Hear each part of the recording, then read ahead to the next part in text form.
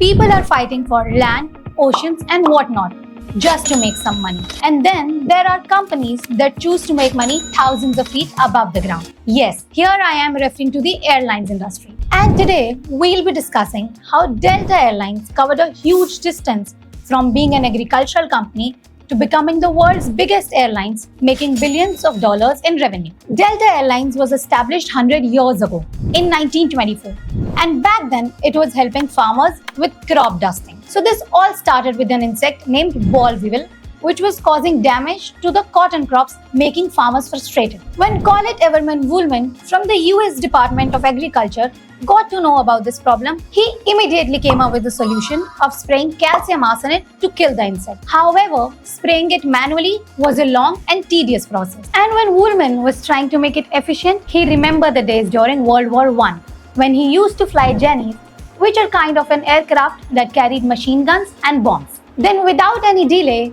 Woolman introduced aircrafts to spray insecticide on crops and named his company Havdaland Dusters. And that's how the foundation of $1 billion company was laid.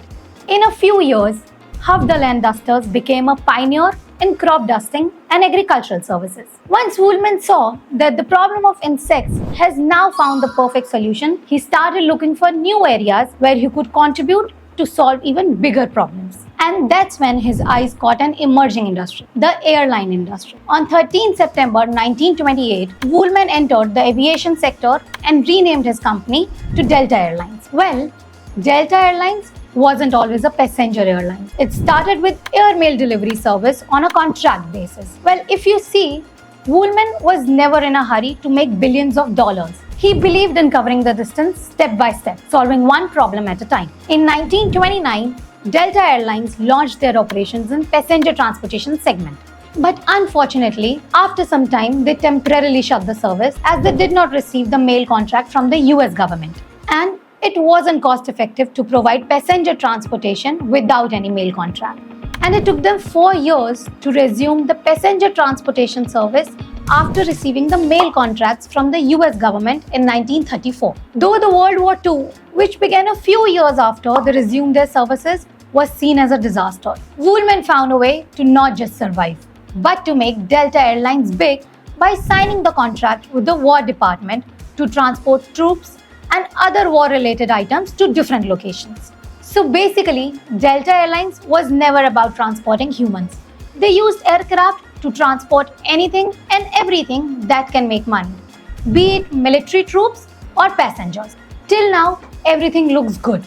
Woolman seems to be a great problem solver and has also built a crazy business that looks sustainable and is future ready. But you know what? All the love stories and businesses are incomplete without obstacles. And that's what happened in 1966 when the founder of Delta Airlines, Collett Everman Woolman, passed away and left behind a successful company. But the worry was, who's going to run the company now? Because one bad move and all the decades' hard work will go in vain. But that's when the board members of Delta Airlines came up with a solution. Instead of transferring all the responsibilities of Woolman to an individual, they decided to distribute it amongst themselves. This means different people will work on different parts of the business. And let me tell you, this wasn't common back then, as no other airlines was following multiple people leadership model. This idea truly worked in the favor of Delta Airlines, as there was an individual for each segment of the business, making operations extremely smooth and transparent.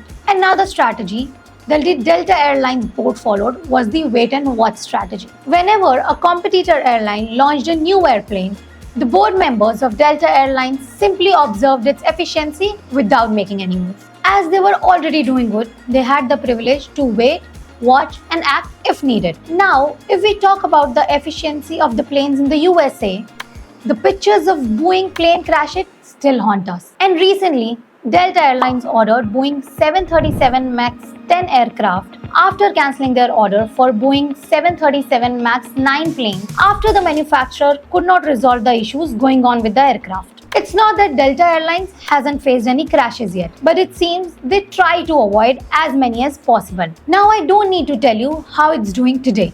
It's all over the media. Delta Airlines makes $40 to $50 billion in revenue and $4 to $5 billion in profit which makes them the world's biggest airline. As of now, Delta Airline fleet has 982 aircrafts, and in 2023, 190 million people used Delta Airlines to travel by air. So this was the story behind the company that makes money in the air. If you are an entrepreneur or planning on starting your new venture, let us know in the comments what you learned from this story. And for more such videos, click on the subscribe button. We'll be back with another banger soon.